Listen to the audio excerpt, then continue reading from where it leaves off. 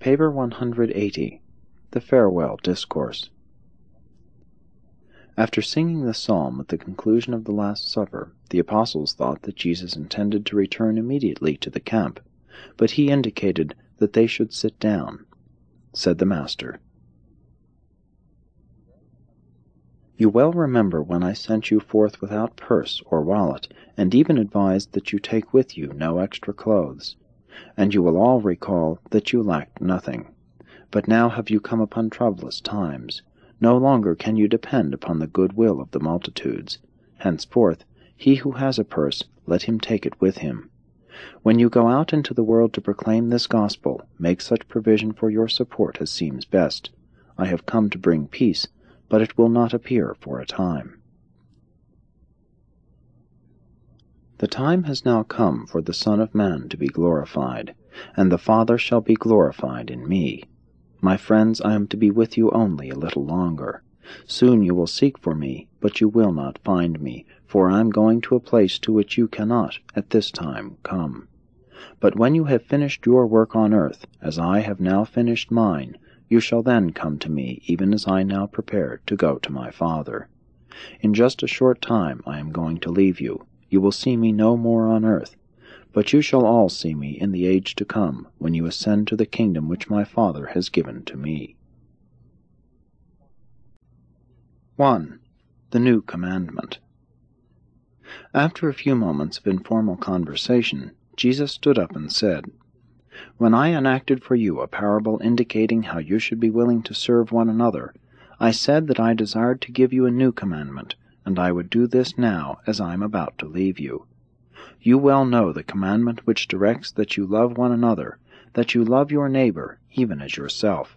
But I am not wholly satisfied with even that sincere devotion on the part of my children. I would have you perform still greater acts of love in the kingdom of the believing brotherhood. And so I give you this new commandment, that you love one another even as I have loved you. And by this will all men know that you are my disciples, if you thus love one another." When I give you this new commandment, I do not place any new burden upon your souls. Rather do I bring you new joy, and make it possible for you to experience new pleasure in knowing the delights of the bestowal of your heart's affection upon your fellow men. I am about to experience the supreme joy, even though enduring outward sorrow, in the bestowal of my affection upon you and your fellow mortals. When I invite you to love one another, even as I have loved you, I hold up before you the supreme measure of true affection, for greater love can no man have than this, that he will lay down his life for his friends. And you are my friends. You will continue to be my friends if you are but willing to do what I have taught you. You have called me Master, but I do not call you servants. If you will only love one another, as I am loving you, you shall be my friends, and I will ever speak to you of that which the Father reveals to me. You have not merely chosen me, but I have also chosen you, and I have ordained you to go forth into the world, to yield the fruit of loving service to your fellows, even as I have lived among you and revealed the Father to you. The Father and I will both work with you, and you shall experience the divine fullness of joy, if you will only obey my command to love one another, even as I have loved you. If you would share the Master's joy, you must share his love, and to share his love means that you have shared his service.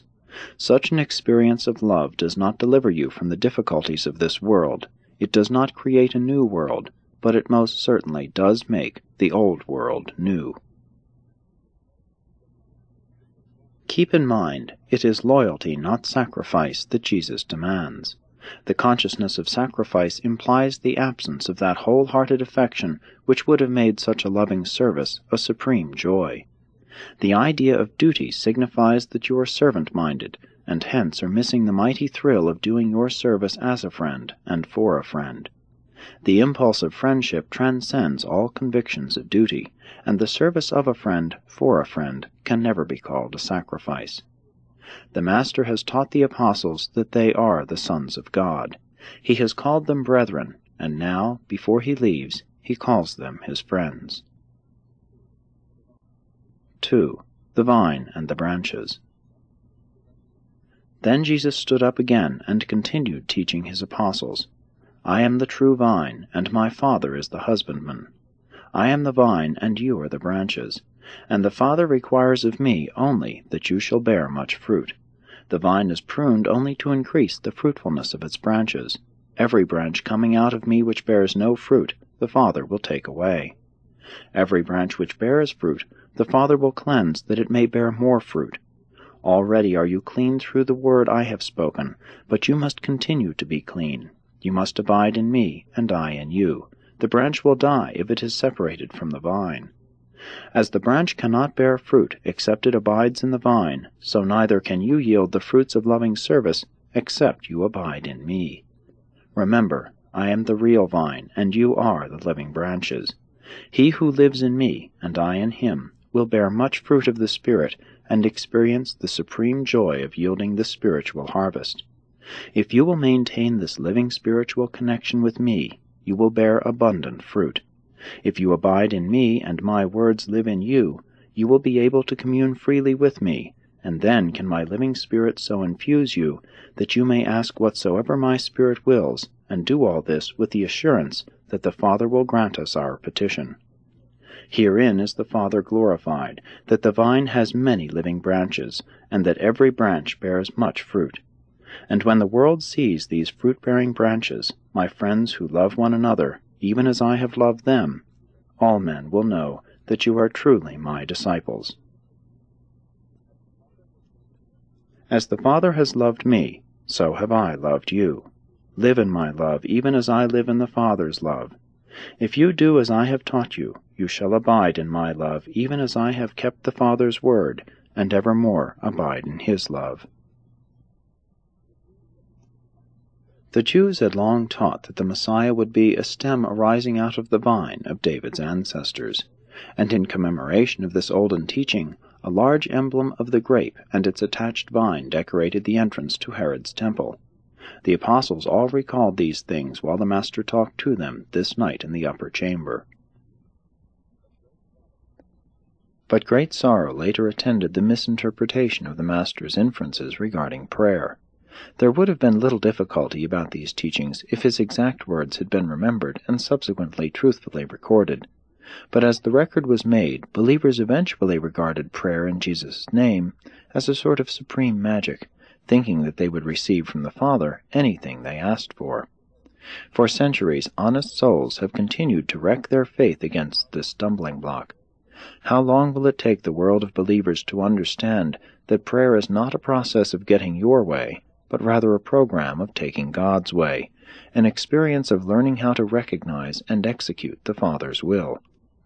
It is entirely true that, when your will has been truly aligned with His, you can ask anything conceived by that will union, and it will be granted. And such a will union is effected by and through Jesus, even as the life of the vine flows into and through the living branches. When there exists this living connection between divinity and humanity, if humanity should thoughtlessly and ignorantly pray for selfish ease and vainglorious accomplishments, there could be only one divine answer, more and increased bearing of the fruits of the Spirit on the stems of the living branches. When the branch of the vine is alive, there can be only one answer to all its petitions, increased grape-bearing. In fact, the branch exists only for and can do nothing except fruit-bearing, yielding grapes.